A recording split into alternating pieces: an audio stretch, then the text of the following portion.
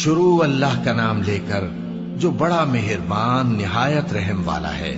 حامیم عین سین قاف۔ اللہ غالب و دانا اسی طرح تمہاری طرف ہدایات بھیجتا ہے جس طرح تم سے پہلے لوگوں کی طرف وہی بھیجتا رہا ہے۔ جو کچھ آسمانوں میں اور جو کچھ زمین میں ہے سب اسی کا ہے، اور وہ بلند و برتر ہے، عظیم ہے۔ قریب ہے کہ آسمان اوپر سے پھٹ پڑیں اور فرشتے اپنے پروردگار کی تعریف کے ساتھ اس کی تسبیح کرتے رہتے، اور جو لوگ زمین میں ہیں ان کے لیے معافی مانگتے رہتے ہیں۔ سن رکھو کہ اللہ بخشنے والا مہربان ہے، اور جن لوگوں نے اس کے سوا کارساز بنا رکھے ہیں اللہ ان پر نگراں ہے اور تم ان پر داروغہ نہیں ہو۔ اور اسی طرح ہم نے تمہارے پاس قرآن عربی بھیجا ہے تاکہ تم اس مرکزی شہر یعنی مکے کے رہنے والوں کو اور جو لوگ اس کے ارد گرد رہتے ہیں ان کو خبردار کرو، اور انہیں قیامت کے دن کا بھی جس میں کچھ شک نہیں خوف دلاؤ۔ اس روز ایک فریق بہشت میں جائے گا اور ایک فریق دوزخ میں، اور اگر اللہ چاہتا تو ان کو یعنی تمام انسانوں کو ایک ہی جماعت کر دیتا، لیکن وہ جس کو چاہتا ہے اپنی رحمت میں داخل کر لیتا ہے، اور ظالموں کا نہ کوئی یار ہوگا اور نہ کوئی مددگار۔ کیا انہوں نے اس کے سوا دوسروں کو کارساز بنا لیا ہے؟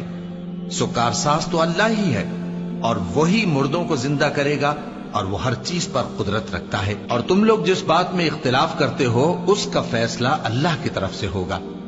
یہی اللہ میرا پروردگار ہے، میں اسی پر بھروسہ رکھتا ہوں اور اسی کی طرف رجوع کرتا ہوں۔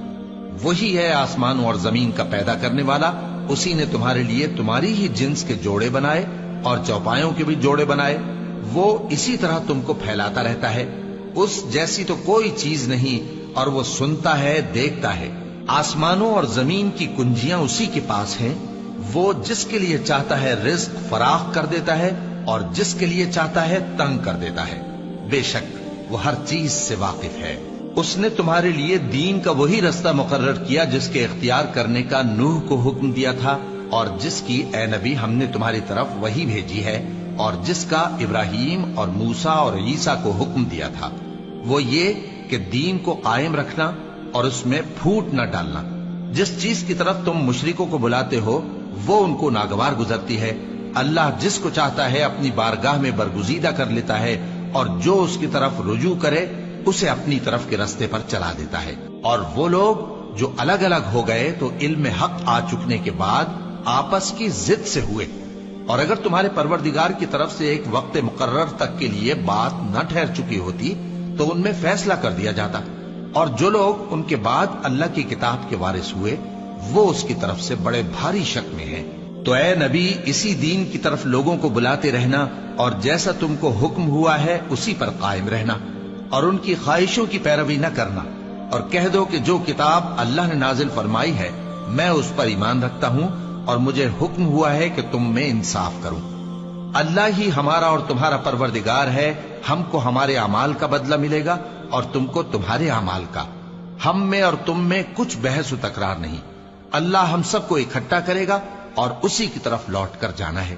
اور جو لوگ اللہ کے بارے میں بعد اس کے کہ اسے مومنوں نے مان لیا ہو جھگڑتے ہیں، ان کے پروردگار کے نزدیک ان کا جھگڑا باطل ہے، اور ان پر اللہ کا غضب ہے اور ان کے لیے سخت عذاب ہے۔